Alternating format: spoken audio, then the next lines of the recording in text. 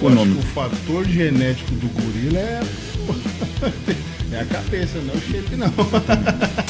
Meu pai era um cara bem rústico. Então, assim, tudo que eu aprendi, tudo que veio a mim, foi das coisas que eu tive que passar na vida. Mano, então, pra você ter essa concepção que você tem hoje, pra você chegar a esse nível, entender que a espiritualidade, o estudo em si ajudou, no caso o psicológico de um modo geral, quando você começou a ter um psicológico melhor, você conseguiu evoluir um pouco mais o corpo. O que te fez chegar assim, sabe? Os tipos de aprendizado, as coisas que foram acontecendo na tua vida, que fez você chegar nesse nível. Bom, eu sempre fui uma pessoa que trabalhei muito o meu mindset. Em qualquer esporte que eu me envolvi, eu sempre fui um cara muito...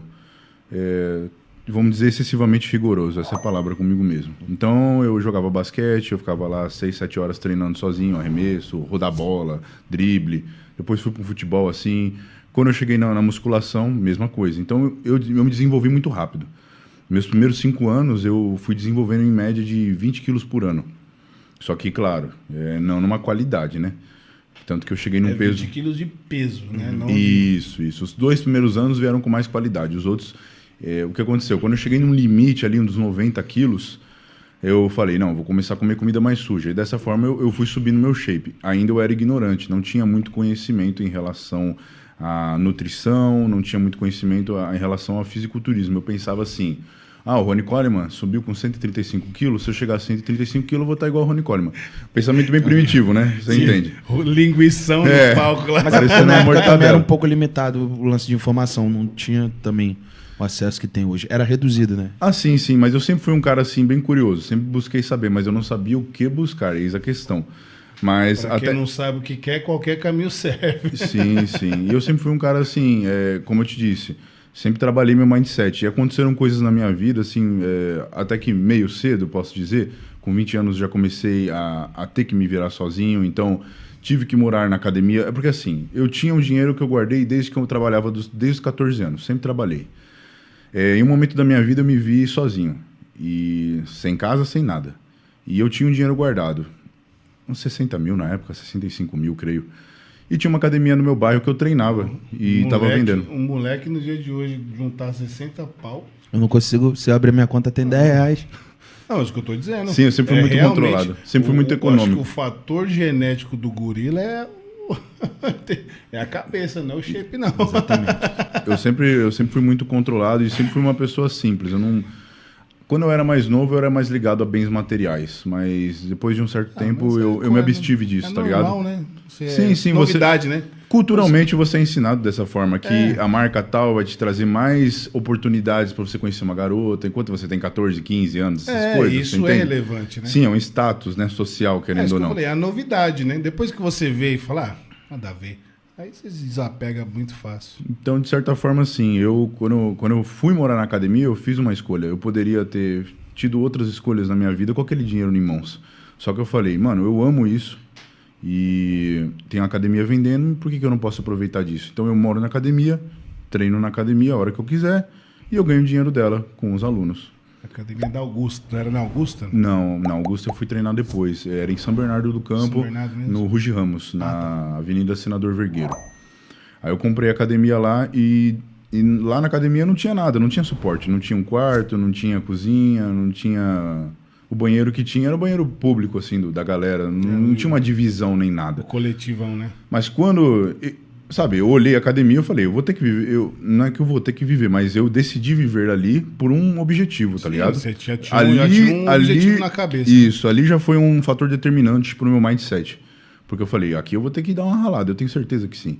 E não foi, e foi isso mesmo. Não foi diferente. Isso, eu tive que ralar, mas mais do que eu imaginava. Quantos anos você tinha? Eu peguei a academia com 20 anos e fiquei morando na academia por 6 anos, cara. Em 3 a 4 anos, eu não tinha nem fogão nem geladeira. Sabe como é que eu vivia, mano? Eu pegava... não dava pra fazer arroz, nem nada do tipo. Tinha um bar do lado. Bar do Zé. Bar do Zé. Eu acho que quase todo bar era do Zé, né? Todo Zé. Todo dono de bar é Zé. Tem um bilhar. Tinha um bar do Zé. Aí eu cheguei nele lá e falei, cara, quanto que você me faz pra encher Eu peguei uma marmita, assim, um pote, né? Eu falei, quanto que você me cobra pra encher isso aqui todo dia? Aí ele falou, mano, eu te cobro pra te ajudar 10 conto.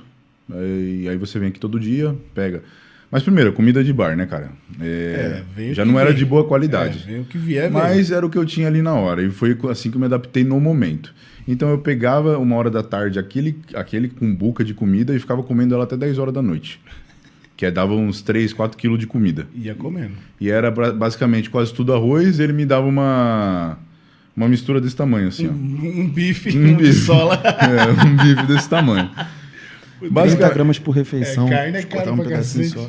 Sim. E eu vivi dessa maneira um bom tempo, mas consegui me desenvolver. Claro que eu tomava proteínas, eu comia amendoim, eu tentava puxar proteínas de outro lugar. Da onde desce. Aí, mesmo que eu fosse uma maneira ignorante de nutrição, eu buscava os macros, entendeu? Macros, pronto, e ponto. Bom, depois que eu vivi nisso 6 anos, eu me deparei com outra situação. A academia estava ruim e eu não estava mais querendo ficar lá. Já estava com 26 anos. 26 anos. E foi aí que eu comecei a competir. Quando eu comecei a competir, com 26 anos, estrei na NABA.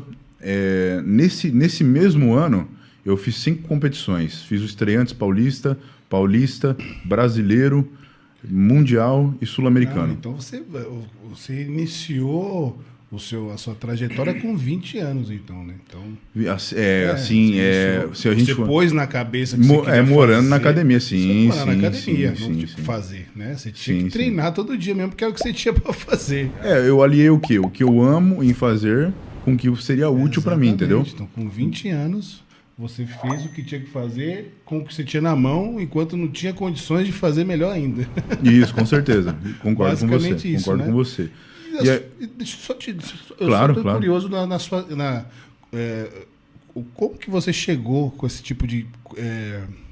vamos tentar retomar depois dos 26 anos. Não Sem problema. Como é que você chegou nessa mentalidade com 20 anos? Como é que foi a sua criação? Como é que foi...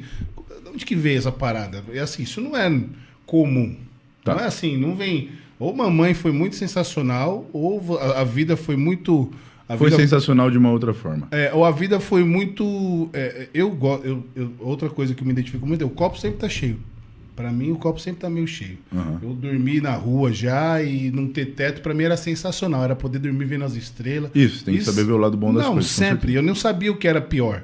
Então, para mim, aquilo ali era o melhor. Isso. Para mim, tava sensacional. Não sabia o que era ruim. Então, aquilo para mim era ótimo. Hoje eu sei que era perrengue. Então, ou a sua mãe foi uma pessoa sensacional que te injetou esse caráter sensacional, esse meio de pensar, ou a vida foi doce de formas amargas com você até você... Mas a segunda opção. Né? Porque é o seguinte, meu pai e minha mãe se separaram quando eu tinha uns 2 anos de idade. E assim, meu pai, ele morava em São Paulo, em São Bernardo, desculpa, no mesmo local que eu nasci, em São Bernardo. Só que a gente não se via muito. Não tinha, assim... Não é que não tinha comunicação, mas meu pai era um cara bem rústico, assim. Tinha o rolê dele lá, pai padrão daquela época. Eu também não tive. Na mesma época. Minha então, mãe, assim, as poucas vezes que eu via meu pai, ele sempre implantava... ele sempre queria implantar na minha cabeça princípios. Então, ele falava assim... Tipo, ele falava assim, vamos pra praia. Tá, a gente ia pra praia lá em Peruíbe, Guaraú. Sim. No morro, Isso, aí qual que era o rolê dele? Vamos ficar aqui batendo massa. Ele pegava eu com 12 anos para fazer isso e falava assim, você tá vendo? Massa isso? De concreto. Isso, ele falava, tá vendo? Isso é a caneta de um homem. Ele me colocava nessas situações, por exemplo, alguma situação que eu poderia ter nojo de enfiar a mão em alguma coisa, ele falava, não, você tem que fazer, você tem que ser homem. Então ele sempre colocou muito isso em mim. Claro que de uma forma rústica, mas me deixou mais forte, você entende? Ele tinha uma maneira... Isso eu acho, é que hoje em dia o mundo é outro e o pessoal vê de uma forma muito negativa esse tipo de tratamento, mas eu acho que é o mais sensacional que construiu o pessoal. Mano, olha o cara que eu tô falando aqui, pô. Ele tá me contando como ele chegou a esse mindset que ele tem hoje. Foi tomando porrada mesmo, foi pegando, vai lá fazer o bagulho mesmo e tal. Sim, meu pai sempre foi assim, tanto que tudo que eu conquistei desde os meus 14, 15 anos de idade foi com o meu próprio trabalho. E ele implantou essas coisas. Poucas vezes que a gente se via, a gente sempre eu eu captava essas coisas dele. Ele enfatizava muito isso, entendeu? Desde novo ele já te preparava pro mundo caso ele não tivesse próximo, né? Acho que de certa forma, mas acho que sem pensar nisso. Era mais o jeito dele mesmo. A maneira dele de ser. Às vezes até era, mas não dá pra saber também. Assim, meu pai não era um cara carinhoso. Não tinha, vem aqui meu filho, te amo, te dou um abraço. Não, era muito difícil isso. Mas ele nunca me maltratou, nunca quis me envergonhar, coisa do tipo assim. Sempre foi uma boa pessoa. Com 18 anos ele faleceu, rapidamente, assim, de um dia pro outro. Meningite. Meningite? Isso, tava aqui normal, no outro dia morreu. Quantos anos ele tinha quando faleceu? Acho que 50, 49. Nossa, mas a expectativa era outra também, né? Não era tão assim, não. Já era mais alta mesmo, 50 anos, morreu novo. Novo, mas é que ele não tinha o baço. E meu pai, ele era praticamente, eu acho que ele foi um X-Men, porque ele passou por muitas coisas. Ele sofreu um acidente de carro quando eu nasci, ele teve 119 fraturas. Ele morreu. Quase todos os ossos. Isso. Ele morreu, os caras deixou ele deitado no chão do canteiro. Veio os bombeiros, olhou ele de novo, viu que ele estava morto, veio a entrevista, fez a entrevista, constatou que ele estava morto, ele até me mostrou o jornal disso, e do nada ele voltou à vida. Caraca. Ele falou que acordou, viu o jornal em cima dele, bateu no jornal, aí os caras viu, pegou ele. E ele voltou e ficou vivo, sim. E aí você pensa, caralho, o cara teve 119 fraturas, deve ter ficado torto. Nada, jogava bola. 0 quilômetro. Tinha os pinos dele, mas era um cara normal. E só que ele tinha perdido o baço. E o baço tem uma relação direta com a imunidade. Então, eu acho que na época quando ele sofreu o acidente, ele tomou uma vacina de meningite. Só que deve ter vencido. E ele era fumante também, é outro agravante também da questão da meningite. Pronto. Mas também era o momento dele. Como é que uma pessoa sofre um acidente, morre e volta, e depois morre de um dia para o outro? E também os malefícios de uma vida não saudável acaba cobrando, não tem o que fazer. Sim, também, com certeza. Agora, o que acontece? Esse é o lado do meu pai, o que eu tenho com ele. Agora, do lado da minha mãe, eu sempre vivi com ela, nunca morei com meu pai. Minha mãe, ela sempre teve que trabalhar muito. Então, assim, eu não via minha mãe, basicamente. Então, eu via minha mãe à noite, mas, nunca teve, assim, minha mãe me ensinar princípios, valores, ela sempre estava mais trabalhando. Minha mãe não é uma mulher, assim, que tinha um mindset forte, tá ligado? Não tem, comparado a mim, como eu me vejo como um homem, entendeu? Então, assim, tudo que eu aprendi, tudo que veio a mim, foi das coisas que eu tive que passar na vida. A época da sua mãe, com certeza, é uma das piores épocas quando ela foi jovem, né? Que a mulher não podia trabalhar. Minha mãe me teve com 19 anos. Aí... Não, até dava. Mas assim, minha mãe ela sempre foi uma pessoa muito trabalhadora, só que sempre trabalho simples. Então não ganhava muito. Então, é isso que eu tô dizendo. Que eu não podia trabalhar é exatamente isso. Eu sempre trabalho bordadeira, costureira, faxineira, alguma coisa. Não podia um trabalho de alto escalão, alguma coisa assim naquela época. Minha mãe não tinha estudo, mas minha mãe também não tinha estudo. Então, justamente também, para mulher não conseguir estudar direito. Minha mãe passou a mesma coisa. E os maridos, às vezes, também não queriam que a mulher fosse trabalhar em lugar assim, assado. Tinha que trabalhar Então, em assim, casa. quando eu tinha 15 anos, eu já era uma pessoa independente, tá ligado? Claro que vivia com minha mãe, mas tudo que eu tinha, que eu queria, eu gostaria de ter, eu não tinha um pensamento, minha mãe vai me dar. Já não tinha isso. E também, muito menos do meu pai. Também não tinha esse lado. O lado que eu recebi mais amorosidade foi pelo lado da minha avó, materna. Mas também vi uma vez ou outra. Então, basicamente, quando eu tive 20 anos, eu comecei a me criar sozinho realmente, né? Não ter influências. E eu creio que muito do mindset vem daí, mas ainda não tinha um mindset formado. E se você gostou desse vídeo, se inscreve no canal, deixa aquele like pra ganhar 20 centímetros de braço. Valeu, falou!